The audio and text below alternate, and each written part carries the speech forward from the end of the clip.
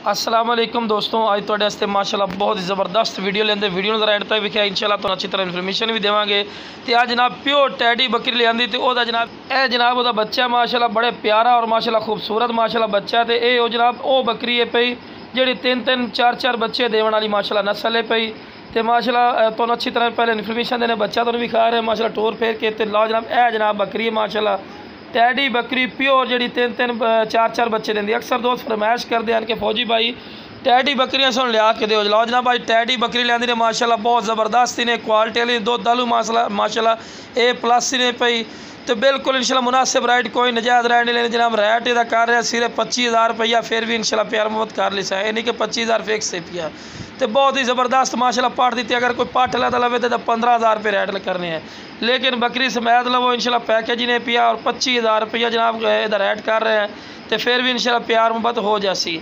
तो बहुत ज़बरदस्त माशाअल्लाह चीज़ ने। और 3-3 बच्चे तुसीं आखो जनाब फौजी भाई एक बच्चा नाल है जनाब, इन्हें 2 बकरे दिते हैं लेकिन वो जनाब मालका नहीं दिते सानू, ठीक है जनाब।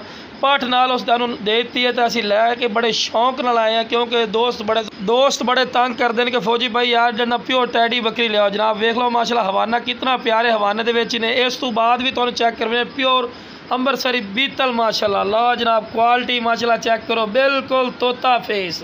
एवं लोग आते जी तोता फेस है, तोता फेस आखते हैं, बिल्कुल वाइट अख दे ने। ये जिस बिरानू चाहिए जनाब 20,000 रुपये डिमांड करने फिर भी प्यार मोहब्बत हो जासी। उम्र भी दस दे भी 7 महीने कन्फर्म में 7 महीने की माशाअल्लाह पठ ने। तो फेस नकौड़ा चेक करो तो माशाअल्लाह फेस नकौड़ा, झालर भी चेक करो तो बिल्कुल खीरी है, कोई धुंधी चौकी नहीं बिरा। तो झालर भी चेक करो और बिल्कुल बैठ में सिंह कन्ना की लेंथ भी अच्छी और डबल लड्डी दे विच। ते थड़ियाँ वेखो कितनी मोटियां, थड़ियाँ मोटी तो फायदा होता बिरा कि नस्ल वाली शै और चंगे दुध वाली बनसी माशाअल्लाह। खीर वाला चड्डा ही चेक कर सकते हैं। तो चंगी लंबी वेल और बरीक पशम, मोटी पशम होवे रुपया ना लवांगे और बिल्कुल तोता फेस। तो लो जनाब चारा भी खवा के विखा रहे हैं विरा के तुहानूं पता लगे सेहतमंद है और एक्टिव। इस तो बाद टोर के तुहानूं विखावांगे। तो जिस वीरां नूं जनाब चाहिए स्क्रीन पर नंबर चलता पे इस पर राबता कर लवे। इंशाअल्लाह प्यार मुहब्बत रह लग सी, कोई नजायज़ रह नहीं लगता। तो माशाअल्लाह सेहतमंद ने, एक्टिव ने और तंदुरुस्त। ओके जनाब, अस्सलाम वालेकुम सारे भाइयों।